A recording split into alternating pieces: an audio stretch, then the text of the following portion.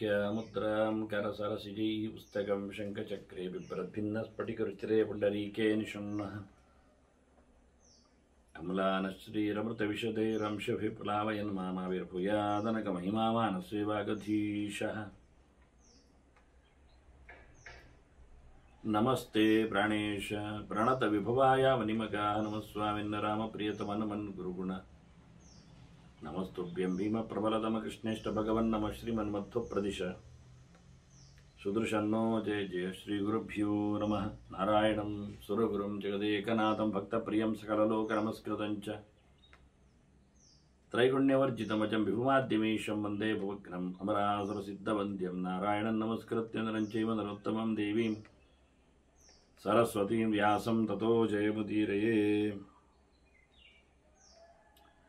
ತುಳಸಿ ಸಮೀಕ್ಷೆಯ ಚಿಂತನೆಗರಿಗೆ ವಂದನೆಗಳು. 6ನೆಯ ಪ್ರವಚನವಿದು. ಕಳೆದ ಬಾರಿ ವಿಶೇಷವಾಗಿ ತುಳಸಿಯಿಂದ ಮಾರ್ಜನೆಯನ್ನು ಮಾಡಿಕೊಳ್ಳಿಕ್ಕೆ ಆಪ್ಯಸೂಕ್ತವನ್ನು ಬಳಸಿಕೊಳ್ಳಲಿದೆ ಅಂದಾಗ ಅನೇಕ ಆಕ್ಷೇಪಗಳು ಬಂದು ಎಲ್ಲರೂ ಹಾಗೆ ಮಾಡಲಿಕ್ಕಿದೆ ಅನ್ನುವುದರ ನೆಲೆಗೆ ಬಂದಾಗ ಮಿಂದು ಬಂದ ಬಳಿಕವೂ ಇದೆ, ಮೀವಾಗಲೂ ಇದೆ ಆಪ್ಯಸೂಕ್ತದ ಪ್ರಯೋಗ ಎನ್ನುವುದು. ಹಾಗಾಗಿ ಅದಕ್ಕಾಗಿ ಪೌರಾಣಿಕವಾದ, ತಾಂತ್ರಿಕವಾದ, ಸಂಹಿತೋಕ್ತವಾದ ಮಾತುಗಳನ್ನೆಲ್ಲ ಬಳಸಬೇಕು. ಹಾಗಾಗಿ ಅನೇಕ ಅಗ್ನಿಸ್ತುತಿ, ಇಂದ್ರಸ್ತುತಿ, ಚಂದ್ರಸ್ತುತಿ ಇವನ್ನೆಲ್ಲ ನಾನು ಪುರಾಣದಲ್ಲಿ ಇರುವುದನ್ನು ತೋರಿಸಿಕೊಟ್ಟಿದ್ದೇನೆ. ಅದು ಸೂಕ್ತಗಳಿಗೆ, ವೇದಗಳಿಗೆ, ಮಂತ್ರಗಳಿಗೆ ಅನುಗುಣವಾಗಿ ಬಂದ ಹಾಗೆ. ಹೇಗೆ ಮಹಾಭಾರತದಲ್ಲಿ ಅಶ್ವಿನಿ ದೇವತೆಗಳ ಸ್ತೋತ್ರಗಳು ಎಲ್ಲ ಬಂದಿದವೋ ಹಾಗೆ ಅದರಂತೆ ಈ ಜರಿತಾರ್ಯಾದಿಗಳೆಲ್ಲ ಪ್ರಾರ್ಥನೆ ಮಾಡಿದ ಮಾತುಗಳೆಲ್ಲ ಆಯನೇತೆ ಪರಾಯಣೆ ಅನ್ನತಕ್ಕಂಥ ವೇದ ಮಂತ್ರಗಳಿಗೆ ಅನುಗುಣವಾದ ಮಾತುಗಳು ಮಹಾಭಾರತದಲ್ಲಿ ಬಂದ ಬಗೆ. ಹೀಗಾಗಿ ಮಂತ್ರಗಳನ್ನು ಬಹಳ ಸಲೀಸಾಗಿ, ಸುಲಭವಾಗಿ ಅದೇ ರೀತಿಯಲ್ಲಿ ನಮೋ ಮಹದ್ಭ್ಯೋಸ್ತು ನಮೋರ್ಭಗೇಭ್ಯ ನಮೋ ಯುವಭ್ಯೋ ನಮಃ ಒಟುಭ್ಯ ಅನ್ನುವ ರೀತಿಯಲ್ಲಿ ಬಂದಾಗಿ ತದ್ವತ್ತಾಗಿ ಬಂದ ಮಾತುಗಳನ್ನೆಲ್ಲ ನಾವು ಪುರಾಣದಲ್ಲಿ ನೋಡಲಿಕ್ಕಾಗ್ತದೆ. ಹೀಗೆ ನಾರದೀಯ ಪುರಾಣದಲ್ಲಿ ಈ ಆಪ್ಯ ಸೂಕ್ತವನ್ನು ನಾವು ನೋಡಲಿಕ್ಕೆ ಆಗ್ತದೆ. ಬಹಳ ಚಂದವಾದ, ವಿಶೇಷವಾದ ಅರ್ಥವುಳ್ಳ ಈ ನೀರು ದೇವತೆಗಳು, ಅಭಿಮಾನಿಗಳು ನಮ್ಮನ್ನು ಕಾಪಾಡಬೇಕು, ಸಂತೋಷಗೊಳಿಸಬೇಕು, ಶುದ್ಧಿಗೊಳಿಸಬೇಕು ಎನ್ನುವಂತೆ ಸಿಸೃಕ್ಷೋ ನಿಖಿಲಂ ವಿಶ್ವಂ ಮುಹು ಶುಕ್ರಂ ಪ್ರಜಾಪತೇ. ಭಗವಂತನಾಗ್ಬೋದು, ಚತುರ್ಮುಖನಾಗ್ಬೋದು. ಸೃಷ್ಟಿ ಮಾಡಲು ಹೊರಟಾಗ ಮತ್ತೆ ಮತ್ತೆ ಸೃಷ್ಟಿ ಮಾಡಲು ಹೊಸಗ ಈ ಜಗತ್ತಿಗೆ ಆತ ಹರಡಿರುವ ರೇತಸ್ಸು ಅನ್ನುವ ನೆಲೆಯಲ್ಲಿ ಈ ನೀರನ್ನು ಗುರುತಿಸ್ತಾರೆ. ಮಾತರ ಸರ್ವಭೂತಾನ, ಇಲ್ಲಿಂದ ಸೃಷ್ಟಿಯ ಕಥೆ. ಇಡೀ ಪಂಚಭೂತಗಳ ಸೃಷ್ಟಿಯ ವ್ಯವಸ್ಥೆ, ಇಡೀ ಜೀವಜಾತಗಳ ನಿರ್ಮಾಣ ಆಗುವ ಮೂಲಕ ಇಡೀ ಲೋಕಕ್ಕೆ ತಾಯಿ ಸ್ಥಾನದಲ್ಲಿ ನೀರು ನಿಂತಿದೆ. ಎಲ್ಲರಿಗೂ ನೀರು ಬೇಕು, ಎಲ್ಲರಿಗೂ ನೀರು ಬೇಕು, ಎಲ್ಲದಕ್ಕೂ ನೀರು ಬೇಕು. ಆಹಾರಗಳ ಕೊರತೆ ಇದ್ದರೂ ಸ್ವಲ್ಪ ಕ್ಷಮ್ಯ, ಆದರೆ ನೀರು ಹಾಗಲ್ಲ. ಹಾಗಾಗಿ ಮಾತರ ಸರ್ವಭೂತಾನ, ಎಲ್ಲ ಜೀವಜಾತಗಳಿಗೂ ತಾಯಿಯಂತೆ ತಣಿಸುವ ಸಾಮರ್ಥ್ಯವುಳ್ಳವೋ ನೀರು. ದೇವತೆಗಳೇ, ನಿಮಗೆ ನಾನು ಮಣಿದಿದ್ದೇನೆ ಅಂತ ಆಪೋ ದೇವ್ಯ ಪುನಂತು ಮಾಂ, ನನ್ನನ್ನು ನೀವು ಪಾವನಗೊಳಿಸಿರಿ, ಶುದ್ಧಗೊಳಿಸಿರಿ. ಅಲಕ್ಷ್ಮೀ ಫಲರೂಪಾಯ ಸರ್ವಭೂತೇಷು ಸಂಸ್ಥಿತ. ಎಲ್ಲರಲ್ಲಿಯೂ ಸಹ ಮಾಲಿನ್ಯ ಇದೆ, ಕಶ್ಮಲ ಇರುತ್ತದೆ, ಅಶುದ್ಧಿ ಇರುತ್ತದೆ. ಅದಕ್ಕೆ ಅಭಿಮಾನಿ ದೇವತೆಯಾಗಿರುವವಳು ಅಲಕ್ಷ್ಮಿ, ಕೆಟ್ಟವಳು. ಕಸಗಳಿಗೆಲ್ಲ ಅವಳೆ ಅಧಿದೇವತೆ ಇದ್ದಾಗಿ. ಹಾಗಾಗಿ ಎಲ್ಲರಲ್ಲಿಯೂ ಆಶ್ರಯವನ್ನು ಪಡೆದಿದೆ. ಕಶ್ಮಲ ಎನ್ನುವುದು, ಕಸ ಎನ್ನುವುದು, ಗಲೀಜಿ ಎನ್ನುವುದು, ದೋಷ ಎನ್ನುವುದು ಇದೀಗ ತೊಳ್ಕೊಳ್ಳಿಕ್ಕುಂಟು, ತೆಗಿಲಿಕ್ಕುಂಟು. ಹಾಗಾಗಿ ಕಾಲಯಂತಿ ಹಿತಾಂ ಸ್ಪರ್ಶಾತ್ ಆಪೋದೇವ್ಯ ಪುನಂತ್ವಾಂ. ಯಾವುದರ ಒಂದು ಸ್ಪರ್ಶದಿಂದ, ಸೇಚನೆಯಿಂದ, ಒದ್ದೆ ಮಾಡುವುದರಿಂದ ಅವುಗಳು ಶುದ್ಧ ಆಗ್ತಾವೋ ಹೋಗ್ತಾವೋ, ಕಲೆಗಳು ಹೋಗ್ತಾವೋ, ಕೆಸರು ಹೋಗ್ತದೋ, ಹೇಸಿಗೆ ಮಲ ಅದು ನಿರ್ನಾಮಗೊಳ್ತದೋ, ಅದನ್ನು ಮಾಡುವ ಮುಖ್ಯ ದೇವತೆಗಳು ನೀರು ದೇವತೆಗಳು. ಆಪೋ ದಿವ್ಯ ಪುನಂತವಂತಹ ಎಲ್ಲೆಡೆ ತುಂಬಿರತಕ್ಕಂಥ ಅಲಕ್ಷ್ಮಿಯ ನಿರಸನ ಮಾಡಲಿಕ್ಕೆ ಕಾರಣ. ಅದಕ್ಕೆ ಪ್ರತಿಯೊಂದು ಪಾತ್ರೆಯನ್ನು ತೊಳಿಬೇಕು ಹೇಳು. ಯಾವುದೇ ವಸ್ತುವನ್ನು ತೊಳೆಯುವುದು ಯಾಕೆಂದರೆ ಅಲ್ಲಿರತಕ್ಕಂಥ ಡಸ್ಟ್ ಅಥವಾ ಕೆಟ್ಟ ಪದಾರ್ಥಗಳ ಸ್ಪರ್ಶ, ಈಗಾಗಲೇ ಹಲ್ಲಿಯೋ ಅಥವಾ ಜಿರಳೆಯೋ ಅಥವಾ ಇನ್ನಿತರ ಕ್ರಿಮಿಕೀಟಗಳೋ ಅದನ್ನು ಸ್ಪರ್ಶ ಮಾಡಿಕೊಂಡು ಹಾಯ್ದುಕೊಂಡು ಹೋಗಿರ್ಬೋದು. ಏನಾಯ್ತು ಹಾಯ್ದರೆ ಕೇಳಿದರೆ ಅವುಗಳು ಎಲ್ಲಿಯೋ ತಿಪ್ಪೆಯಿಂದಲೋ ಬಾತ್ರೂಮಿನಿಂದಲೋ ಬಂದಿರಲಿಕ್ಕೂ ಸಾಕು. ಹೀಗಾಗಿ ಈ ಕೆಟ್ಟ ಪ್ರದೇಶದಿಂದ ಬಂದಿರತಕ್ಕಂಥ ಆ ಸಣ್ಣ ಜಂತುಗಳ ಸ್ಪರ್ಶ ಅದನ್ನು ಪಾತ್ರವನ್ನು ಶುದ್ಧಿಗೊಳಿಸುವ ಹಾಗೆ ನಮ್ಮ ದೇಹವೇ ಇಡೀ ಅಂತದ್ದಲ್ವಾ, ಅದನ್ನು ತಿಳಿಗೊಳಿಸುವ ನೀನು. ಆದ್ರಿಂದ ಅದನ್ನು ಅಲಕ್ಷ್ಮಿ ಅಂತ ಕರಿತೇವೆ. ಕೆಟ್ಟದ್ದನ್ನು, ಒಳ್ಳೆಯದಲ್ಲದ್ದನ್ನು, ಸತ್ವ ವಿರೋಧಿಯಾದ್ದನ್ನು ನಾವು ಅದನ್ನು ಕೆಟ್ಟದು ಅಂತೇವೆ, ಮಲ ಅಂತೇವೆ, ದೋಷ ಅಂತೇವೆ. ಹಾಗಾಗಿ ಅದಕ್ಕೆ ಅಭಿಮಾನಿಯಾಗಿರುವವಳು ಅಲಕ್ಷ್ಮಿ. ಆಕೆಯನ್ನು ದೂಡುವ ಮೂಲಕ, ಶುದ್ಧಗೊಳಿಸುವ ಮೂಲಕ ಈ ನಮ್ಮ ನೀರು ದೇವತೆಗಳಿಗೆ ನಾವು ನಮಿಸಿದ್ದೇವೆ, ಕರೆದಿದ್ದೇವೆ ಅಂತಾರೆ. ಎನಮೇ ಕೇಶೇಶು ದೌರ್ಭಾಗ್ಯಂ, ನನ್ನ ಕೂದಲುಗಳಲ್ಲಿ ಎಲ್ಲ ಉಂಟಲ್ಲ ಗಲೀಜುಗಳು, ಎಲ್ಲೆಲ್ಲಿಂದಲೂ ಗಾಳಿಯಲ್ಲಿ ಬಂದು ಅಂಟಿಕೊಂಡಿರತಕ್ಕಂತಹ ಮಲಗಳು, ಅದಕ್ಕೆ ಸಂಬಂಧಪಟ್ಟಂತಹ ಬ್ಯಾಕ್ಟೀರಿಯಾಗಳು, ಒಂದಷ್ಟು ರೋಗಾಣುಗಳು, ಕೀಟಾಣುಗಳು ಎಲ್ಲ ಕೂತಿವೆ. ಮತ್ತೆ ಸೀಮಂತೆ ಚಮೂರ್ಥನಿ, ನನ್ನ ತಲೆ ಕೂದಲಲ್ಲಿ, ತಲೆ ಮೇಲೆ, ತಲೆ ಎದುರು, ಮತ್ತೆ ಲಲಾಟೆ, ಕರ್ಣಯೋಹ, ಅಕ್ಷ್ಣೋಹ ಎಲ್ಲ ಕಡೆ. ಇನ್ನು ಮೇಲೆ ಪಾರ್ಟ್ ಮಾತ್ರ ನೋಡ್ಬಾ, ಒಂದು ಪಾರ್ಟನ್ನು 4 ಭಾಗ ಮಾಡಿದರು. ಕೂದಲಲ್ಲಿ, ಮಧ್ಯಪ್ರದೇಶದಲ್ಲಿ, ಸೀಮಂತ ಪ್ರದೇಶದಲ್ಲಿ, ತಲೆಯ ತುದಿಯಲ್ಲಿ, ಹಣೆಯಲ್ಲಿ, ಕಣ್ಣಿನಲ್ಲಿ, ಕಿವಿಯಲ್ಲಿ, ಇನ್ನೆಂತ ಹೇಳೋದು, ಇನ್ನು ಮೂಗಿನಲ್ಲಿ, ಬಾಯಿಯಲ್ಲಿ, ಮೋರೆಯಲ್ಲಿ, ಮಂಡೆ ಎಲ್ಲ ಹೇಳ್ತಾ ಬರ್ಬೇಕು. ಇದು ಉಪಲಕ್ಷಣೆ ಒಂದು ಹೇಳಿದ್ದು. ಮುಳುಗುವುದರಿಂದ ಇಷ್ಟೆಲ್ಲ ಅನುಕೂಲ ಆಗ್ತದೆ ಅಂತ.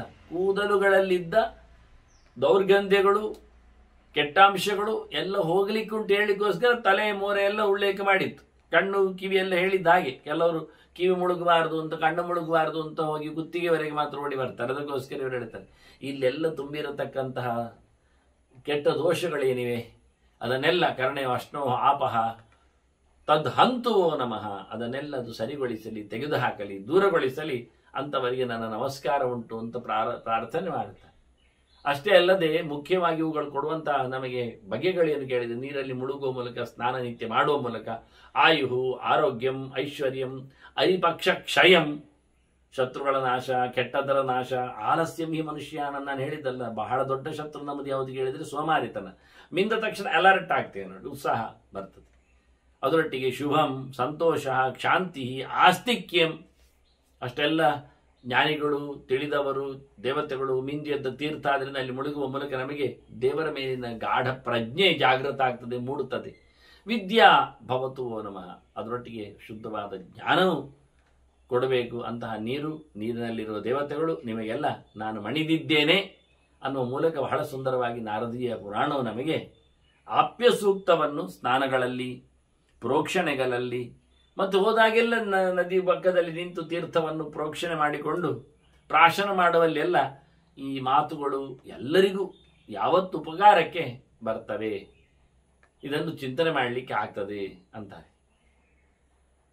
ಮತ್ತೆ ಬಳಸಬೇಕಾದ ತುಳಸಿಯ ಬಗ್ಗೆ ತರ್ಪಣಾದಿಗಳಿಗೆ ಹೇಳುತ್ತೇನೆ ಅಂತ ಹೇಳಿದ್ದೆ.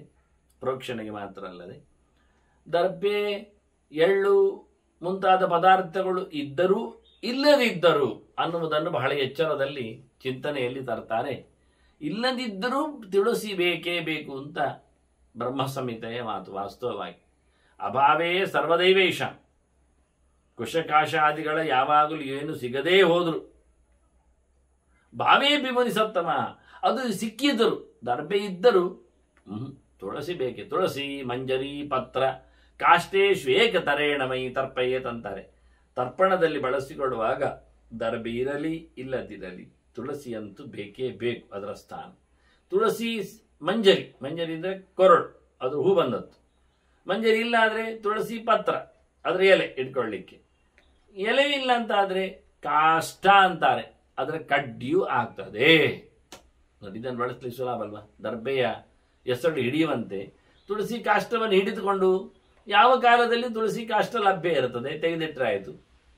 ಇದು ಯಾವುದರಿಂದಲಾದರೂ ಹಿಡಿದುಕೊಂಡು ತರ್ಪಣವನ್ನು ನೀಡತಕ್ಕದ್ದು ಅಂತ ತರ್ಪಣದ ಹೊತ್ತಿನಲ್ಲಿ ತುಳಸಿ ಬೇಕೇ ಬೇಕು.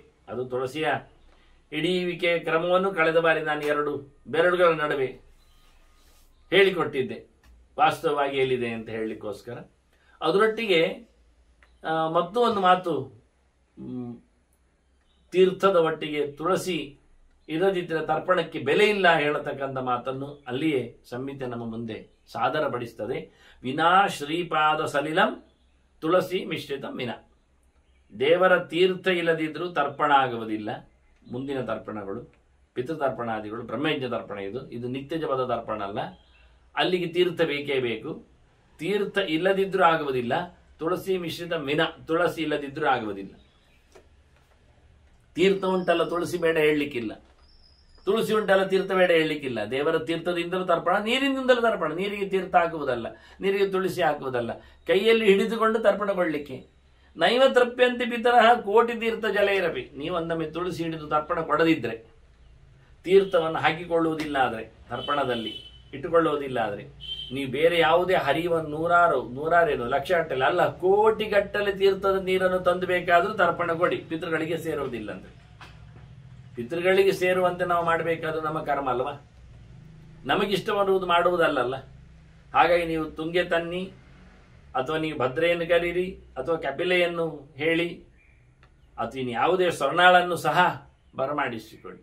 ಅದು ಗೋದಾವರಿಯೇ ಇರಲಿ, ಅಘನಾಶಿಯನ್ನೇ ಆಗಲಿ, ನರ್ಮದೆ, ಎಲ್ಲಿಂದ ಯಾವುದೇ ತೀರ್ಥಗಳ 100 ಗಟ್ಟಲೆ ಕೋಟಿಗಟ್ಟಲೆ ತೀರ್ಥಗಳ ಜೊತೆಯಲ್ಲಿ ಪಿತೃಗಳ ತರ್ಪಣ ಮಾಡಿದ್ದರೂ ತುಳಸಿ ಇಲ್ಲದೆ ಹೋದಲ್ಲಿ, ದೇವರ ತೀರ್ಥವನ್ನು ಸೇರಿಸಿಕೊಳ್ಳದೆ ಹೋದಲ್ಲಿ ಅದು ತರ್ಪಣ ಅನಿಸಿಕೊಳ್ಳುವುದಿಲ್ಲ ಅನ್ನುವ ಮಟ್ಟಿಗೆ ನಿರ್ಮಾಲ್ಯಕ್ಕೆ ಅಷ್ಟು ಮಹಾತ್ಮಿಕೆಯನ್ನು ಸಂಹಿತೆಗಳು ಚಿಂತನೆ ಮಾಡಿವೆ.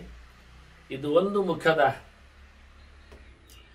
ಶೇಷ ಸಂಹಿತೆ ಎತ್ತಿಕೊಂಡದ್ದಕ್ಕೋಸ್ಕರ ಅದೇನು ಹೇಳಿತ್ತು, ತುಳಸಿ ಮೃತ್ತಿಕಾ ಲೇಪೆ ಅಂತ, ಮತ್ತೆ ಮಾರ್ಜನೆ ತುಳಸಿ ದಳಂ ಅಂತ 2 ಆಯಾಮಗಳಲ್ಲಿ ಮಾತಾಡಿಕೊಂಡದ್ರಿಂದ ಆರಂಭದಲ್ಲಿ ನಾನು ಹೇಳುವಲ್ಲಿ. ಹಾಗಾಗಿ ಇವತ್ತು ಮತ್ತೆ ಅದರ ಚಿಂತನೆ ಮಾಡುವಾಗ ಮಾರ್ಜನದ ಬಗ್ಗೆ ಒಂದಿಷ್ಟು ಮಾತುಗಳನ್ನು ನಾನು ಹೇಳುತ್ತಾ, ಅದು ತರ್ಪಣಕ್ಕೂ ಅನ್ವಯ ಆಗ್ತದೆ ಅಂತ ಅದನ್ನು ಉಲ್ಲೇಖ ಮಾಡಿದ್ರು. ಒಟ್ಟಿಗೆ ಮಾರ್ಜನೆ ತರ್ಪಣೆ ಚೈವ ಅಂತ ಹೇಳಿಕೊಂಡು ತುಳಸಿ ದಳ ಸಂಗ್ರಹಕ್ಕೆ ಮಾತನ್ನು ಹೇಳಿದ್ದಾರೆ. ಇನ್ನೊಂದು ಲೇಪದ ಬಗ್ಗೆ, ಮೃತ್ತಿಕಾ ಲೇಪದ ಬಗ್ಗೆ. ಲೇಪೆ ತುಳಸಿ ಮೃತ್ತಿಕಾ ಅಂತ. ಇಲ್ಲಿ ಮಣ್ಣು ಹಚ್ಚಿಕೊಂಡು ಸ್ನಾನ ಮಾಡುವುದು, ತುಳಸಿ ಮೃತ್ತಿಕೆಯನ್ನು ಹಚ್ಚಿಕೊಂಡು ಸ್ನಾನ ಮಾಡುವುದು ಎನ್ನುವುದರ ಬಗ್ಗೆ ಬಹಳಷ್ಟು ಮಾತುಗಳಿವೆ, ಚಿಂತನೆಗಳಿವೆ, ಪ್ರಶ್ನೆಗಳಿವೆ.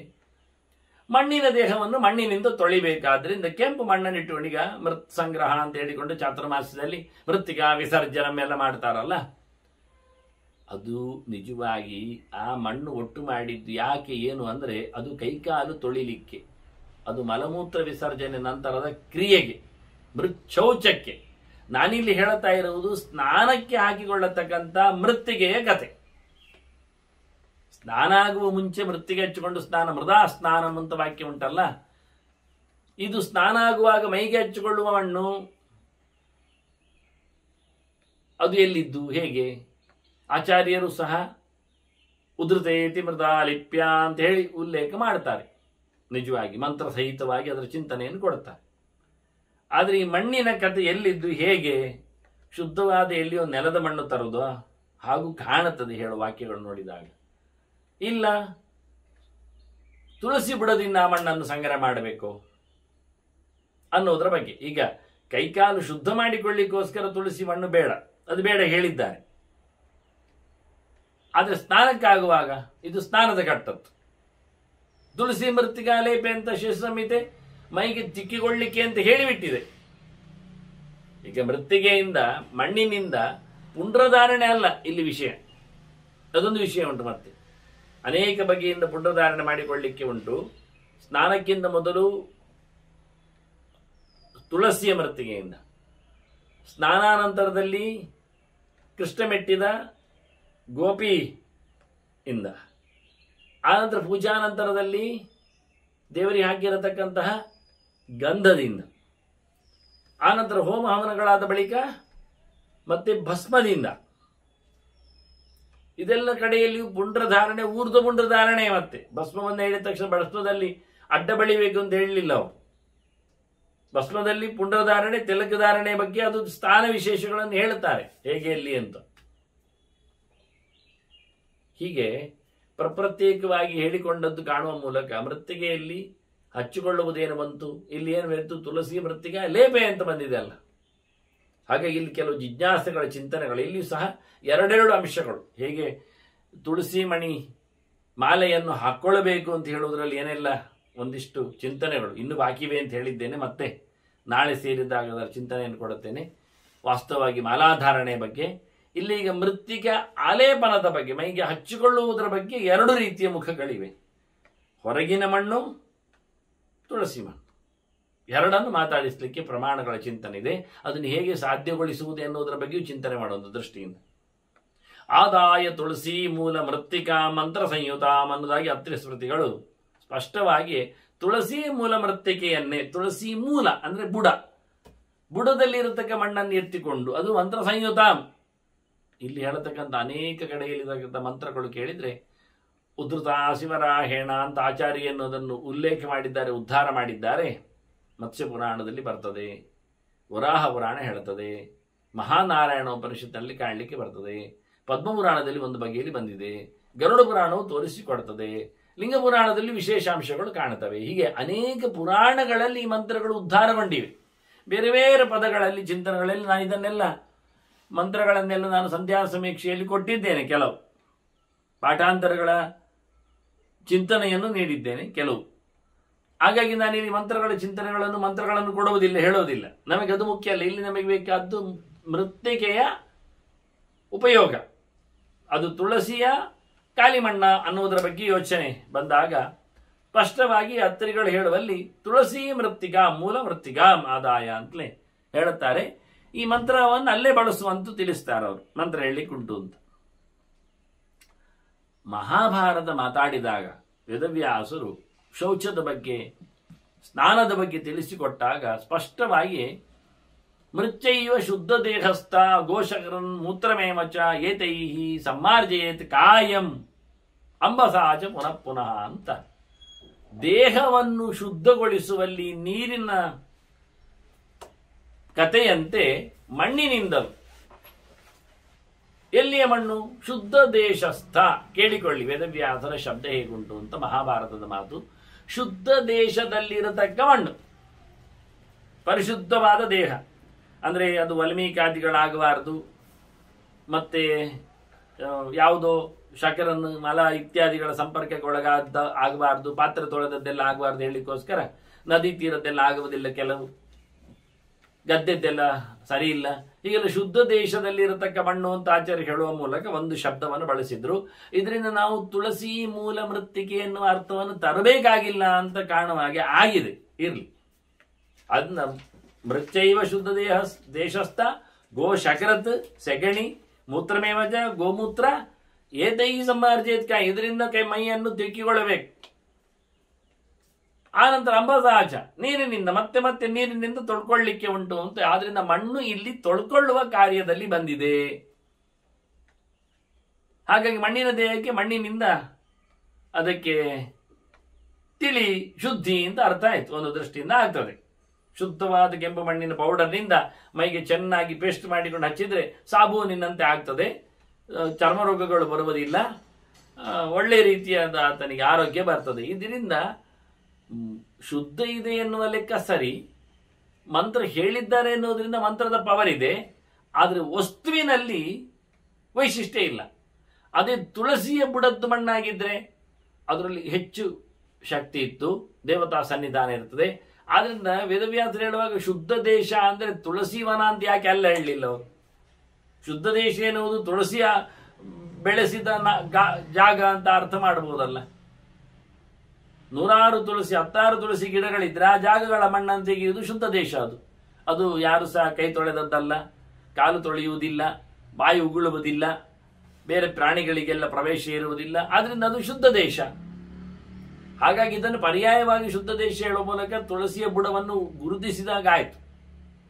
ಅಲ್ಲ ಅಂತಲೇ ಅರ್ಥ ಮಾಡಿದ್ರು ಆಯ್ತು, ಅರ್ಥ ಅಲ್ಲ ಅಂತಲೇ ಇರಲಿ. ಯಾವುದೊಂದು ತುಳಸಿ ಅಲ್ಲದ ಮಣ್ಣು, ತುಳಸಿ ಅಲ್ಲದ ಮಣ್ಣನ್ನು ಉಪಯೋಗಿಸ್ಲಿಕ್ಕಿದೆ ಸ್ನಾನದಲ್ಲಿ, ತುಳಸಿ ಮಣ್ಣನ್ನು ಉಪಯೋಗಿಸ್ಲಿಕ್ಕಿದೆ ಅಂತ ಈಗ 2 ಪ್ರಮಾಣಗಳು ಸಿಕ್ಕಿದವು ನಮಗೆ. ಈ ಎರಡು ಪ್ರಮಾಣಗಳನ್ನು ಕ್ಲಬ್ ಮಾಡಿದವರು ವಿಷ್ಣು ತೀರ್ಥರು. ಗಮ್ಮತ್ತು ಅಂದ್ರೆ ಅದು. ಆದರೆ ಆ ವಿಷ್ಣು ತೀರ್ಥರ ಸನ್ಯಾಸ ವಿಧಿ, ಈಗ ಸನ್ಯಾಸ ವಿಧಿ ಶಬ್ದವನ್ನು ಬಿಟ್ಟು ಸನ್ಯಾಸ ಪದ್ಧತಿ ಎಲ್ಲ ಹೆಸರಾಡ್ತದೆ. ಸನ್ಯಾಸ ಪದ್ಧತಿ ಅಲ್ಲ, ಯಾಕೆಂದ್ರೆ ಅದು ಮಧ್ವಾಚಾರ್ಯರ ಹೊತ್ತಗೆ ನ್ಯಾಸ ಪದ್ಧತಿ. ಮಧ್ವಾಚಾರ್ಯ ಹೊತ್ತಗೆ ಮೊನ್ನೆ ಸಿಕ್ಕಿರಲಿಲ್ಲ. ಹಾಗಾಗಿ ನ್ಯಾಸ ಪದ್ಧತಿಯ ಬಗ್ಗೆ ಹೆಚ್ಚು ಜನರಿಗೆ ಯೋಚನೆ ಇರಲಿಲ್ಲ. ಮತ್ತೆ ವಿಷ್ಣು ತೀರ್ಥರು ಆಚಾರ್ಯರ ನಂತರದಲ್ಲಿ ಅದಕ್ಕೆ ತನ್ನ ಹೆಸರು ಪುಸ್ತಕಕ್ಕೆ ಸಂನ್ಯಾಸ ಪದ್ಧತಿಯಲ್ಲಿ ಕೊಟ್ಟರು. ಇನ್ನು ಗಮ್ಮತ್ತಿದೆ ಅಂತ ಆಚಾರ್ಯರ ಹೊತ್ತಗೆ ಹೆಸರನ್ನು ದೊಡ್ಡದು ಮಾಡೋದಿಲ್ಲ ಅವರು ತನ್ನ ಹೊತ್ತಗೆಗೆ. ಆದ್ರಿಂದ ಮಧ್ವಾಚಾರ್ಯರ ಹೊತ್ತಗೆ ಹೆಸರು ನ್ಯಾಸ ಪದ್ಧತಿ, ಯತಿಗಳ ಬಗ್ಗೆ ಹೇಳಿರತಕ್ಕಂತಹ ಸಣ್ಣದಾದಂತಹ ಒಂದು ಹೊತ್ತಗೆ. ಅದೇ ವಿಷ್ಣು ತೀರ್ಥರು ಯತಿಗಳ ಬಗ್ಗೆ ಅನೇಕ ಅಂಶಗಳ ಮೇಲೆ ಬೆಳಕು ಚೆಲ್ಲುತ್ತಾ ದೊಡ್ಡ ಮಟ್ಟಿನ ಹೊತ್ತಗೆಯನ್ನು ಕೊಟ್ಟಿದ್ದಾರೆ. ಅದಕ್ಕೆ ಅವರ ಹೆಸರು ಸನ್ಯಾಸ ವಿಧಿ ಅಂತಿಟ್ರು. ನ್ಯಾಸ ಪದ್ಧತಿಗೆ ಅನುಗುಣವಾಗಿದೆ ಅಂತ ಹೇಳಿಕೊಂಡು ಅದರ ವ್ಯಾಖ್ಯಾನ ರೂಪದಂತೆ ಅನ್ನೋ ನೆಲೆಯಲ್ಲಿ, ವಿಸ್ತಾರ ರೂಪದಂತೆ ನೆಲೆಯಲ್ಲಿ ನ್ಯಾಸ ಪದ್ಧತಿಯಿಂದ ಬಳಸಿಕೊಳ್ಳದೆ ಮ್ಯಾನುಸ್ಕ್ರಿಪ್ಟ್ಗಳಲ್ಲೆಲ್ಲ ಸನ್ಯಾಸ ವಿಧಿ ಅಂತಲೇ ಇರುವುದು. ಆ ಸನ್ಯಾಸ ವಿಧಿಯಲ್ಲಿ ವಿಷ್ಣು ತೀರ್ಥರು ಹೇಳ್ತಾರೆ ತುಳಸಿ ಮೃದಮಾದಾಯ ಅಥವಾ ಶುದ್ಧ ಮೃತ್ತಿಕಾ. ನೋಡಿ ಗಮ್ಮತ್ ನೋಡಿ, ಅವರ ತುಳಸಿ ಬುಡದ ಮಣ್ಣನ್ನು ತಂದು ಸ್ನಾನಕ್ಕೆ ಬಳಸಿ ಅಂತ ಹೇಳಿದ್ರು. ಅಥವಾ ಒಳ್ಳೆ ಜಾಗದಿಂದ ತನ್ನಿ, ಯಾಕೆಂದ್ರೆ ತುಳಸಿ ಬುಡದ ಮಣ್ಣು ತೆಗೆದು ನೀವು ಇಲ್ಲ ಮಾಡಿಬಿಟ್ರೆ ನಾಳೆ ತುಳಸಿ ಗಿಡಕ್ಕೆ ಮಣ್ಣೆಲ್ಲಿಂದ ಆಗಲಿ. ಆದ್ರಿಂದ ತುಳಸಿ ಬುಡದ ಮಣ್ಣು ಸಾಂಕೇತಿಕ, ಬೇರೆ ಇತರ ಒಳ್ಳೆ ಜಾಗದಲ್ಲಿ ಹಾಕಿಕೊಂಡ ಮಣ್ಣನ್ನು ತರುವುದರಲ್ಲಿ ಔಚಿತ್ಯ ಇದೆ, ಹೆಚ್ಚಿದೆ. ಇದಕ್ಕೋಸ್ಕರ ಅಥವಾ ಅಂತ ಶಬ್ದ ಹಾಕಿ ತುಳಸಿ ಬುಡದ ಮಣ್ಣೆ ಚಂದ, ಅಲ್ಲವಾದಲ್ಲಿ ಇತರ ಕಡೆ ಇತ್ತು. ಹಾಗಾಗಿ ನಾವು ಆದಷ್ಟು ತುಳಸಿ ಬುಡಕ್ಕೆ ಮಣ್ಣನ್ನು ತುಂಬಿಸ್ತಾ ಯಾವಾಗಲೂ ವಾರಕ್ಕೊಮ್ಮೆ ಬಂದರೆ ತೆಗೆಯುವುದರಲ್ಲಿ ತಪ್ಪಿಲ್ಲ. ಹಾಗೆ ಮಾಡಿದ್ವಿ. ಅದರಲ್ಲಿ ಇವರದ್ದು ಶಬ್ದ ನೋಡಿ, ತುಳಸಿ ಮೃತ್ತಿಗೆ ಹೇಗೆ ಹೇಳಬೇಕಲ್ಲ ತುಳಸಿದ್ದು ಅಂತ. ಶುದ್ಧ ಮೃತ್ತಿಕಾ ಮೇಳೋ ಮೂಲಕ ಮಹಾಭಾರತದ್ದೇ ಶಬ್ದವನ್ನು ಹೇಳಿದ ರೀತಿ. ಶುದ್ಧ ದೇಶಸ್ಥ ಅಂತ ಮಹಾಭಾರತದ ವೇದವ್ಯಾಸರ ಗೆರೆ. ಅಂದ್ರೆ ವ್ಯಾಖ್ಯಾನಕಾರರಾಗಲಿ ಸ್ವಂತ ಕೃತಿಕಾರರಾಗಲಿ ಹೊತ್ತಗೆಯನ್ನು ಬರೆಯುವಲ್ಲಿ ಅಲ್ಲಿನ ಶಬ್ದಗಳನ್ನು ಹಾಗೆಯೇ ತದ್ವತ್ತಾಗಿ ಇಡ್ತಾರೆ ನಮ್ಮ ಮುಂದೆ. ಇದು ಮಹಾಭಾರತವನ್ನು ಸನ್ಯಾಸ ವಿಧಿಯನ್ನು ಎರಡು ನೋಡಿದವರಿಗೆ ಮಾತ್ರ ಗೊತ್ತಾಗುವುದು ಕಂಪ್ಯಾರಿಟಿವ್ಲಿ. ಹೌದಲ್ಲ ಅಂತ ನೋಡಿ. ಮಹಾಭಾರತದಲ್ಲಿ ವೇದವ್ಯಾಸರು ಹೇಳುವಾಗ ಮೃತ್ಯೈವ ಶುದ್ಧ ದೇಶಸ್ಥ ಅಂದ್ರು. ವಿಷ್ಣು ತೀರ್ಥರು ಸನ್ಯಾಸ ವಿಧಿಯಲ್ಲಿ ಬಂದಾಗ ಅಷ್ಟೇ ಸ್ಪಷ್ಟವಾಗಿ ಅಥವಾ ಶುದ್ಧ ಮೃತ್ತಿಗ ಅಂತ ಹೇಳಿ ಸ್ಪಷ್ಟವಾಗಿ ಶುದ್ಧ ದೇಶಸ್ಥ ಮೃತ್ತಿಗ, ಶುದ್ಧ ಮೃತ್ತಿಗ ಅಂತ ಅರ್ಥ ಬರುವ ಹಾಗೆ ನಮಗೆ ಚಿಂತನೆ ಕೊಟ್ಟಿದ್ದಾರೆ. ಬಹಳ ಚಂದವಾಗಿ ಇದೆ. ಎರಡಕ್ಕೂ ಅವಕಾಶ ಇದೆ ಅಂತ ಹೇಳಿದೆ. ಇದು ಎರಡನ್ನು ಹಂಚಿಕೊಳ್ಳುವ ವಿಧಾನದ ಬಗ್ಗೆ ಒಂದು ಎರಡು ಮಾತನ್ನು ನಾವು ಚಿಂತನೆ ಮಾಡುವ. ಪ್ರತ್ಯೇಕವಾಗಿ ಅನುಸಂಧಾನ ಮಾಡಲಿಕ್ಕೆ ಆಗ್ತದೆ. ಒಂದ್ಸರ್ತಿ ಹೇಳುವಾಗ ಶುದ್ಧ ದೇಶದಲ್ಲಿರತಕ್ಕ ಕೆಂಪು ಮಣ್ಣಿನಿಂದ ಅಥವಾ ಮಣ್ಣಿನಿಂದ ಮೈಯನ್ನು ತಿಕ್ಕಿಕೊಳ್ಳಬೇಕು ಅಂತ ಒಂದು ಮಾತು ವೇದವ್ಯಾಸರು ಸ್ಪಷ್ಟಪಡಿಸಿದೆ. ತೇ ಸಮ್ಮಾರ್ಜೇತ್ ಕಾಯಂ ಅಂತ. ಹಾಗಾಗಿ ದೇಹವನ್ನು ತಿಳಿಗೊಳಿಸುವಲ್ಲಿ, ಶುದ್ಧಗೊಳಿಸುವಲ್ಲಿ ಸಾಬೂನಿನಂತೆ, ಪೇಸ್ಟಿನಂತೆ, ಕಡಲೆ ಹಿಟ್ಟಿನಂತೆ, ಸೀಗೆ ಹುಡಿಯಂತೆ ಕೆಂಪು ಮಣ್ಣನ್ನು ಬಳಸಲಿಕ್ಕೆ ಆಗ್ತದೆ ಎನ್ನುವುದು ಅರ್ಥ ಆಯಿತು. ಇನ್ನು ಧಾರಣೆಗೆ ನಾನಾಗಿ ಹೇಳಿದ ಹಾಗೆ ಸ್ನಾನಾತ್ ಪೂರ್ವದಲ್ಲಿ ಮೃತ್ತಿಗೆಯಲ್ಲಿ ನಾಮಧಾರಣೆ, ಪುಡ್ರಧಾರಣೆ, ಸ್ನಾನಾನಂತರದಲ್ಲಿ ಗೋಪಿಯಲ್ಲಿ ಅಂತ ಅರ್ಥ ಮಾಡಿಕೊಂಡರೆ ಹಾಗೊಂದು ಅರ್ಥ ಇದ್ರೆ, ಕೊನೆಗೊಂದು ಪಕ್ಷ ತಲೆಗೊಂದಾದ್ರೂ ಮೂರ್ಧ್ನಿ, ತಲೆಗಲ್ಲಿ ಒಂದಾದ್ರೂ ಮೃತ್ತಿಕೆಯನ್ನು, ತುಳಸಿ ಮೃತ್ತಿಕೆಯನ್ನು ಪುಂಡ್ರದಂತೆ ಹಚ್ಚಿಕೊಳ್ಳಿಕ್ಕೆ ಕೊನೆಯ ಪಕ್ಷ. ಹಾಗಾಗಿ ತಲೆಗೊಂದು ಚೂರು ಹಚ್ಚಿಕೊಂಡು ಸ್ನಾನ ಮಾಡುವುದರಲ್ಲಿಯೂ ತಪ್ಪು ಕಾಣುವುದಿಲ್ಲ. ಮೈ ತಿಕ್ಕಿಕೊಳ್ಳಲು ಮಣ್ಣನ್ನು ಉಪಯೋಗಿಸಿಕೊಳ್ಳದಿದ್ರು ಒಂದೊಮ್ಮೆ ಆಗ್ಲಿ ಅಂತ ಇಟ್ಟುಕೊಳ್ಳುತ್ತೇನೆ, ಹೇಳುತ್ತೇನೆ. ಯಾರು ಮಣ್ಣನ್ನು ಮೈ ತುಂಬ ಹಚ್ಚಿಕೊಳ್ಳುವುದಿಲ್ಲ ಆಗಿಬಿಟ್ರೆ, ಅವರು ಬಾತ್ರೂಮಲ್ಲಿ ಸ್ನಾನ ಮಾಡೋದು, ಸೋಪ್ ಬಾಕ್ಸ್ ಅಲ್ಲಿ ಸ್ನಾನ ಮಾಡ್ತಾರಾದ್ರೆ ಅಂಥವ್ರು ಚೂರಾದ್ರೂ ಕೊನೆ ಪಕ್ಷ ತುಳಸಿ ಬುಡದ ಮಣ್ಣನ್ನು ಹಣೆಗೆ ಹಚ್ಚಿಕೊಂಡು ಹೋಗಿ ಸ್ನಾನ ಮಾಡೋದ್ರಲ್ಲಿ ಅರ್ಥ ಇದೆ. ಯಾರೋ ತಮಾಷೆ ಮಾಡ್ತಾರೆ ಕೆಲವೊಮ್ಮೆ, ಮೃತ್ತಿಕಾ ಸ್ನಾನ ಅಂದ್ರೆ ಈಗ ಒಂಚೂರು ಹಚ್ಚಿದ, ಈಗ ಮುಟ್ಟಿದ, ಒಂದೆರಡು ಕೆರೆಗೆ ಆಗಿಸಿದ, ಅಪ್ಲೈ ಮಾಡಿದ, ಮುಳುಗಿದ, ಎದ್ದ ಅಂತ. ಇಷ್ಟಾದರೂ ಮಾಡಿ ಎನ್ನುವುದಕ್ಕೆ ಪ್ರಮಾಣ ವಾಕ್ಯ ಇದೆ, ಉಲ್ಲೇಖ ಮಾಡ್ತಾರೆ. ಪ್ರತಿನಿತ್ಯದ ಮಾಡಲಿಕ್ಕೆ ಉಂಟು ಒಂದು ಚಿಂತನೆಯನ್ನು ಕೊಡ್ತಾರೆ. ಅದನ್ನು ನಾವು ಅಗ್ನಿಪುರಾಣದಲ್ಲಿ ನೋಡಲಿಕ್ಕೆ ಬರ್ತದೆ.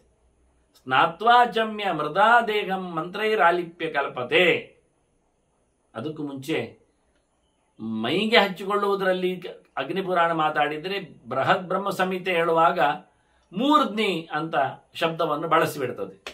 ಅಥವಾ ಮಂತ್ರೇಣಾನೇನ ಯೋ ಬಿಭ್ರತ್ ಮೂರ್ಧ್ನಿ ಪಾಪಾತ್ ಪ್ರಮುಚ್ಯತೆ ಆಯುಷ್ಮಾನ್ ಬಲವಾನ್, ಇದು ಲಿಂಗ ಪುರಾಣದ ವಾಕ್ಯದಲ್ಲಿ ಬರ್ತದೆ. ಹೀಗೆ ಎರಡು ಮೂರು ಕಡೆಯಲ್ಲಿ ನಾವು ಮಾತನ್ನು ನೋಡಲಿಕ್ಕೆ ಬರ್ತದೆ. ಸ್ನಾತ್ವ ಆಚಮ್ಯ ಮೃದಾ ದೇಹಂ ದೇಹವನ್ನು ಮಣ್ಣಿನಿಂದ ಮಂತ್ರೈರಾಲಿಪ್ಯ ಉದ್ಧತ ಶಿವರಾಯಣ ಮಂತ್ರಗಳಿಂದ ತಿಕ್ಕಿಕೊಂಡು ಹಾಕಿಕೊಂಡು ಸ್ನಾನ ಮಾಡಬೇಕು ಅಂತ ಅಗ್ನಿಪುರಾಣ ಮಾತಾಡುವ ಮೂಲಕ ಮೈಯನ್ನು ತಿಕ್ಕಲಿಕ್ಕೆ ಹೇಳಿತು ಮಣ್ಣಿನಿಂದ. ಇದು ಮಣ್ಣು ಮಾತ್ರ ಮಾತಾಡಿದೆ.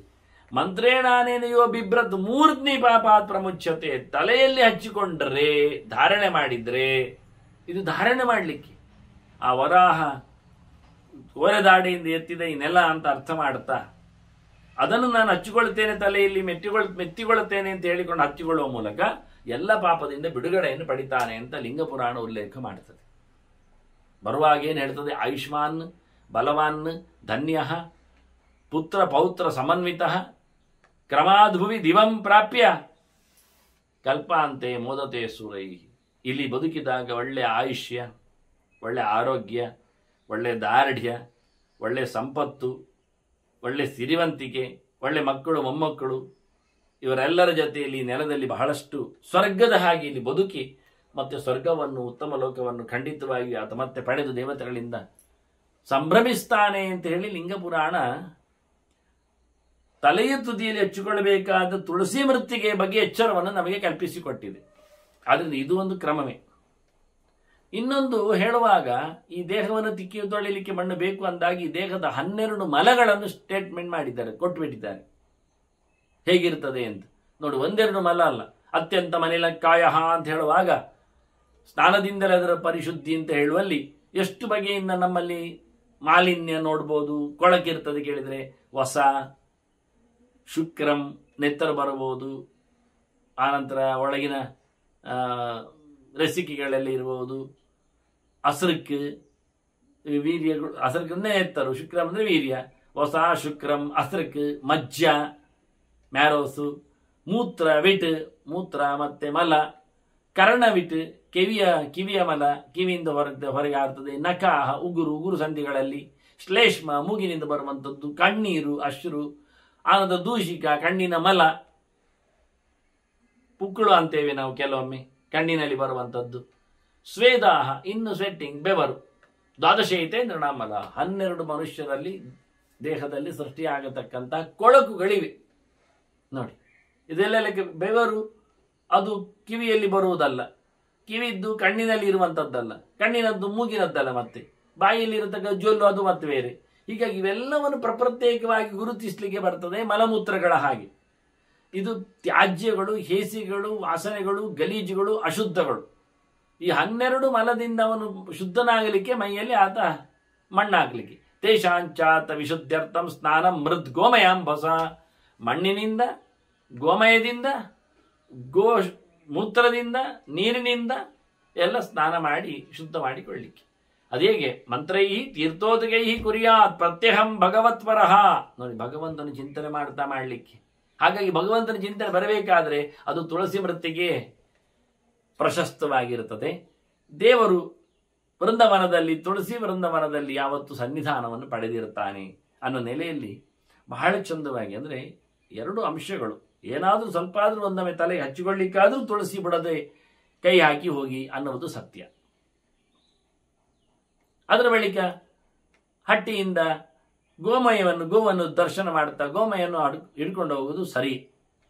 ಇಷ್ಟು ಮಾಡಿ ಈ ಮಂತ್ರಗಳಿಂದ ಆತ ಖಂಡಿತವಾಗಿಯೂ ಎತ್ತರವನ್ನು ಪಡಿತಾನೆ ಅಂತ ಉಲ್ಲೇಖ ಮಾಡಿ, ಅನೇನ ಇವತ್ತು ಮಂತ್ರೇಣ ಮೃತ್ತಿಕಾಂಬ್ಯ ಸ್ತನೋಕ್ಷಿಪೇತ್, ದೇಹದಲ್ಲಿ ಹಾಕಿಕೊಂಡರೆ ಸರ್ವಪಾಪ ಕ್ಷಯಸ್ತಸ್ಯ ಶುಚಿರ್ಭವತಿ ಮಾನವ, ಅವರಿಗೆ ಪಾಪದ ನಿವೃತ್ತಿಯಾಗಿ ಶುದ್ಧತೆಯನ್ನು ಪಡೆಯುವ ಸಾಧ್ಯತೆ ಉಂಟು ಅಂತ ತೋರಿಸಿಕೊಡ್ಲಿಕ್ಕೋಸ್ಕರ. ಮತ್ತೆ ಇದು ಪದ್ಮಪುರಾಣದ ವಾಕ್ಯ. ಅಂದರೆ ಎಲ್ಲ ಪುರಾಣಗಳ ಮಹತ್ವಗಳು ನೋಡಿಕೊಂಡಾಗ ಅಲ್ಲಲ್ಲಿ ಕೆಲವೊಮ್ಮೆ ದೇಹದ ಮೇಲೆ ಅಪ್ಲೈ ಮಾಡತಕ್ಕಂತಹ ಮಣ್ಣಿನ ಸ್ನಾನವನ್ನು, ಇದು ಮಣ್ಣಿನ ದೇಹ ಆದ್ದರಿಂದ ನೀರನ್ನು ಹಾಕಿಕೊಂಡು ಮಣ್ಣನ್ನು ತಿಕ್ಕಿಕೊಂಡು ಮೈಯಲ್ಲಿ ಮತ್ತೆ ಬೆವರಿನ ಇತ್ಯಾದಿಗಳ ದೋಷವನ್ನು ತೆಗೆಯಲಿಕ್ಕೆ, ಒಳಗಿನಿಂದ ಪಾಪ ನಿವೃತ್ತಿಗಾಗಿ ಮಾಡಬೇಕಾದ್ದು ಪುಣ್ಯಪ್ರದವಾದ ಕೆಲಸವಾಗಿ ಮೃತ್ತಿಕೆ. ಅದು ಮೃತ್ತಿಗೆ ಅಂದಾಗ ಅದು ಮತ್ತೆ ತುಳಸಿ ಮೃತ್ತಿಕೆಯಾಗಿ ತುಳಸಿ ಬುಡದ ಮಣ್ಣಿನ ಧಾರಣೆ. ಹೀಗೆ ಎರಡನ್ನೂ ಉಲ್ಲೇಖ ಮಾಡುವ ಮೂಲಕ ತುಳಸಿ ನಮ್ಮ ನಿತ್ಯದ ಇದು ಸ್ನಾನಕ್ಕೆ ಮತ್ತೆ ನಾನು ಹೆಂಗಸರಿಗೊಂದು ಬೇರೆ ಸ್ನಾನ ಹೇಳಬೇಕಾಗಿಲ್ಲ, ಮತ್ತೆ ಅದಕ್ಕೋಸ್ಕರ ಪ್ರತ್ಯೇಕವಾದಂತಹ ಪುಟಗಳನ್ನು ಚಿಂತನೆಗಳನ್ನು ಕೊಡಬೇಕಾಗಿಲ್ಲ. ಇದೆಲ್ಲರಿಗೂ ಸಮಾನವಾದಂತಹ ಚಿಂತನೆ. ಅವರದ್ದು ದೇಹದಲ್ಲಿಯೂ 10-12 ಮಲಗಳಿಗೆ ಅವಕಾಶ ಇದೆ. ಜೊತೆಯಲ್ಲಿ ಅವರದ್ದು ಪ್ರಾಕೃತವಾದ ಭೌತಿಕವಾದ ದೇಹ ಆದ್ದರಿಂದ ಅವರಿಗೆ ಇದೇ ರೀತಿಯಾದ ಸ್ನಾನಾದಿಗಳು, ಮುಳುಗು ಸ್ನಾನಾದಿಗಳಿವೆ. ಕೆಲವರಿಗಿಲ್ಲ ಅಂತ ಅನಿಸಿಕೊಂಡ್ರು ಆ ಸ್ನಾನಗಳಿರುವಲ್ಲಿ ಹೇಳುವ ಮಾತುಗಳಿವು. ಇದರಿಂದಾಗಿ ಎಲ್ಲ ಕಡೆಯಲ್ಲಿ ತುಂಬಿರತಕ್ಕಂಥ, ಎಲ್ಲಿವರೆಗೆ ಅಂದ್ರೆ ಉಪನಿಷತ್ತು, ಮಹಾನಾರಾಯಣ ಉಪನಿಷತ್ತು ಇದರ ಬಗ್ಗೆ ಬೆಳಕು ಚೆಲ್ಲಿದೆ, ಹೇಳುತ್ತಾ ಇದೆ, ಇದರ ಚಿಂತನೆಯನ್ನು ಸಾಗಿಸಿಕೊಟ್ಟಿದೆ ಅಂದಾಗ ಇದರ ಮೌಲ್ಯ ನಮಗೆ ಅರ್ಥ ಆಗುತ್ತೆ ಒಂದು ದೃಷ್ಟಿಯಿಂದ. ಹೀಗೆ ತುಳಸಿಯನ್ನು ಪ್ರತಿನಿತ್ಯದಲ್ಲಿ ಬಳಸಬೇಕಾದ ವಿಧಾನ. ನಾನಿನ್ನು ಮುಖ್ಯವಾಗಿ ನೋಡಬೇಕಾದ್ದು, ಹೇಳಬೇಕಾದ್ದು ಇನ್ನು ಮುಂದಕ್ಕೆ ಕೆಲವು ಮಾಲೆಗಳ ಬಗ್ಗೆ ಬಿಟ್ಟು ಹೋಗಿರತಕ್ಕಂಥ ಚಿಂತನೆಗಳು, ಸಂಗತಿಗಳು. ವಾಸ್ತವವಾಗಿ ಇಲ್ಲಿ ಆ ಶೌಚದೆಡೆಗೆ, ಕೈಕಾಲುಗಳನ್ನು ತೊಳೆಯುವೆಡೆಗೆ ಮಾತ್ರ ತುಳಸಿಯ ಮೃತ್ತಿಗೆಯನ್ನು ಬಳಸಿಕೊಳ್ಳಿಕ್ಕಿಲ್ಲ ಅಂತ ಮತ್ತೆ ನೆನಪು ಮಾಡಿಸ್ತಾ, ಶೌಚದಲ್ಲಿ ಹೇಳಿಸಿದ್ದಲ್ಲ ಇದು. ಸ್ನಾನಕ್ಕೆ ಹೋಗುವಾಗ ತುಳಸಿಯ ಮೃತ್ತಿಗೆಯನ್ನು ಎತ್ತಿಕೊಂಡು ಹಚ್ಚಿಕೊಂಡು ಹೋಗುವಂಥದ್ದು. ಗೋಮಯದಿಂದ ಗೋ ಹಟ್ಟಿಯಿಂದ, ಕೊಟ್ಟಿಗೆಯಿಂದ ಗೋಮಯವನ್ನು ಪಡೆದುಕೊಂಡು ಹೋದಾಗೆ ಅಂತ ಅದರ ದರ್ಶನ ಮಾಡಿಕೊಂಡು ಪ್ರದಕ್ಷಿಣೆ ಮಾಡಿಕೊಂಡು ಅದನ್ನು ಅದಕ್ಕೆ ಬೇಕಾದ ಗ್ರಾಸವನ್ನು ಹಾಕಿ ಸಂತೋಷಪಡಿಸಿ ಹೋಗುವ ನೆಲೆಯಲ್ಲಿ ಹಿಡ್ಕೊಂಡಾಗಿ. ಹೀಗೆ ತುಳಸಿಯ ಅನೇಕ ಆಯಾಮಗಳು. ತುಳಸಿ ಮಾಲೆಯಲ್ಲಿ ಜಪ, ಅದರ ಬಗ್ಗೆ ಕೆಲವು ಮಾತುಗಳು ಬಾಕಿವೆ, ಹೇಳುತ್ತೇನೆ ಅಂದೆ. ತುಳಸಿ ಮಾಲೆಯಲ್ಲಿ ಜಪ ಅಲ್ಲ, ತುಳಸಿ ಮಾಲೆಯ ಧಾರಣೆಯಲ್ಲಿ ವಿಶ್ವಾಸಕ್ಕಾಗಿ ಕೆಲವು ಮಾತುಗಳು, ಕೆಲವು ಕಡೆಯಲ್ಲಿ ಕರ್ಮಕಾಂಡಗಳಲ್ಲಿ ಹೇಳಿರತಕ್ಕ ಚಿಂತನೆಗಳನ್ನು ನೋಡಿಕೊಳ್ಳುವ ಮೂಲಕ ಅದರೊಟ್ಟಿಗೆ ತುಳಸಿ ದಳವನ್ನು ಇಟ್ಟುಕೊಂಡು ಮಾಡತಕ್ಕಂತಹ ಪ್ರೋಕ್ಷಣೆ. ಇಲ್ಲಿ ಒಂದು ವಿಷಯ, ಅನೇಕ ಆಯಾಮಗಳ ತಾಂತ್ರಿಕ ಅಂಶಗಳು ಕಂಡಾಬಟ್ಟಿವೆ. ಇದ್ರ ಬಗ್ಗೆ ನಾನು ಹೆಚ್ಚು ಹೇಳೋದಿಲ್ಲ. ಯಾಕೆಂದರೆ ಅದನ್ನೆಲ್ಲ ನಾನು ಕೆಲವು ತಂತ್ರಾಂಶಗಳನ್ನು ಸಂಧ್ಯಾ ಸಮೀಕ್ಷೆಯಲ್ಲಿ ಕೊಟ್ಟಿದ್ದೇನೆ, ಮಂತ್ರಗಳನ್ನು ಕೊಟ್ಟಿದ್ದೇನೆ, ಅದರ ವಿವರಣೆ ಕೊಡದಿದ್ರು. ಹಾಗಾಗಿ ಇದು ದೊಡ್ಡ ವಿಷಯ ಆಗುತ್ತೆ ಅಂತೇಳಿ ಕೇವಲ ತುಳಸಿಯ ವಿನಿಯೋಗದ ಬಗ್ಗೆ ಮಾತ್ರ ಹೇಳುತ್ತಾ ಇದ್ದೆ. ಇದರಲ್ಲಿ ತುಳಸಿಯನ್ನು ಕಾಲು ಹಿಡ್ಕೊಂಡು ತಂಬಿಕೆಗೆ ಹಾಕಿ ನೀರು ಹೊಯ್ದುಕೊಳ್ಳುವುದಲ್ಲ. ನಿರಂತರವಾದ ನತರ್ಪಯೇ ಪತಂತಿ ಬಿಹಿ ಅಂತ ಹೇಳ್ತಾರೆ. ತರ್ಪಣದಲ್ಲಿ ಹಾಗೆ ನೀರನ್ನು ಹೊಯ್ತಾ ಕೂತ್ಕೊಳ್ಳುವುದರಲ್ಲಿ ಲೆಕ್ಕ ಆಗುವುದಿಲ್ಲ. ಮಂಡೆಗೂ ಹಾಗೆ ನೀರನ್ನು ಹೊಯ್ತಾ ಕೂತ್ಕೊಳ್ಳೋದ್ರಲ್ಲಿ ಪ್ರೋಕ್ಷಣೆ ಆಗುವುದಿಲ್ಲ. ಕ್ರಮಬದ್ಧವಾಗಿ ತುಳಸಿಯಿಂದ ಮೈ ಮೇಲೆ ಪ್ರೋಕ್ಷಣೆಯನ್ನೇ ಮಾಡಿಕೊಳ್ಳಬೇಕು. ಎಲ್ಲ ತಂತ್ರಾಂಶಗಳು ಬೇಕಾದಷ್ಟು ಇವೆ ಇಲ್ಲಿ, ಹೇಳುವಂಥದ್ದು ಕೇಳುವಂಥದ್ದು. ಇದರಿಂದಾಗಿ ಮುಖ್ಯವಾಗಿ ನಾವು ನಡೆಸಬೇಕಾದಂತಹ ತುಳಸಿಯ 1-2-3 ಕಡೆಯ ಒಂದು ಕಾಷ್ಟದಲ್ಲಿ ಇನ್ನು ಇದನ್ನು ಉಪಯೋಗಿಸಿಕೊಳ್ಳುವ ಗೌರಿ ತಂತ್ರ ಹೇಳಿದ ಕೆಲವು ಮಾತುಗಳು, ಬಳಸುವ ವಿಧಾನಗಳು, ತುಳಸಿ ಕಾಷ್ಟ ಬಲ. ಇವತ್ತು ನಾವು ಹೊಸದಾಗಿ ಕೇಳುವಂಥದ್ದು ತುಳಸಿ ಕಾಷ್ಟವನ್ನು ಇಟ್ಕೊಂಡಾದ್ರೂ ಕೊನೆಗೆ ತರ್ಪಣಾದಿಗಳಿಗೆ ಅಧಿಕಾರ ಇದೆ, ಅವಕಾಶ ಇದೆ. ತುಳಸಿ ಇಲ್ಲ ಅಂತ ಹೇಳಿ ಬಿಡುವಂತಿಲ್ಲ, ದರ್ಬೆ ಹಿಡಿದಾಗಿ ಕಾಷ್ಟ ಹಿಡಿಲಿಕ್ಕೆ ಬರ್ತದೆ ಅಂತ.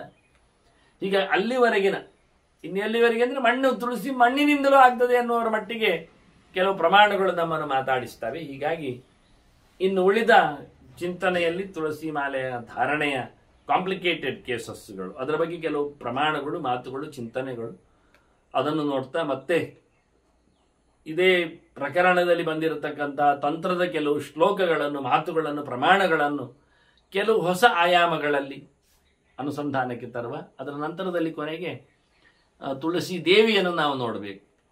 ಎಷ್ಟೋ ಜನರಿಗೆ ಇವತ್ತಿನವರೆಗೆ ತುಳಸಿ ದೇವಿ ಹೇಗಿದ್ದಾಳೆ, ಧ್ಯಾನ ಶ್ಲೋಕ ಏನಿದೆ, ಧ್ಯಾಯಾಮಿ ಅಂತ ಹೇಳುವಾಗ ಏನನ್ನು ಹೇಳಲಿಕ್ಕೆ ಉಂಟು, ಹೇಗಿದ್ದಾಳವಳು ಎನ್ನುವ ಬಗ್ಗೆ ಒಂದು ಸ್ತ್ರೀ ರೂಪದ ದೇವತೆಯ ಕಲ್ಪನೆ ನಾನು ಈಗಾಗಲೇ ಅನೇಕ ವರ್ಷಗಳ ಹಿಂದೆ ಅದನ್ನು ಕಲೆ ಹಾಕಿ ಕೊಟ್ಟಿದ್ದೇನೆ. ತಮಗೂ ಅದರ ಚಿತ್ರವನ್ನು ನಾನು ಪ್ರದರ್ಶನ ಮಾಡಿಸ್ತಾ ಹೇಗಿರುತ್ತಾಳೆ ಅಂತ ತೋರಿಸಿಕೊಡ್ತಾ ಅವಳ ನಾಮಚಿಂತನೆಯ ಬಗ್ಗೆ, ಅವಳ ಒಂದು ಸ್ಥಾನಮಾನಗಳ ಬಗ್ಗೆ, ಪುರಾಣಗಳು ಯಾವ ರೀತಿಯಲ್ಲಿ ಅವಳನ್ನು ಗುರುತಿಸಿದ್ದಾರೆ ಅಂತ ಹೇಳುವ ಒಂದು ದೈವಿಕವಾದ, ವೈದಿಕವಾದ ಚಿಂತನೆಯನ್ನು ನಾವು ಕೊನೆಗೆ ಮಾಡಲಿದ್ದೇವೆ. ಇನ್ನು ಮುಂದಿನ ಕೆಲವು ದಿನಗಳಲ್ಲಿ ಇವತ್ತಿನ ಕಾರ್ತಿಕ ಮಾಸದ ದಾಮೋದರ ಪ್ರೀತಿಗಾಗಿ ನಡೆಯುವ ತುಳಸಿ ಸನ್ನಿಧಾನದಲ್ಲಿ ದೇವರ ಪೂಜೆ ನಡೆಯುವ ಈ ಹಬ್ಬದ ಸನ್ನಿವೇಶದಲ್ಲಿ ಮತ್ತೆ ತಮಗೆಲ್ಲ ವಂದನೆಗಳೊಂದಿಗೆ ಶ್ರೀಕೃಷ್ಣಾರ್ಪಣಮಸ್ತು. ನಾರಾಯಣ ನಾರಾಯಣ ನಾರಾಯಣ.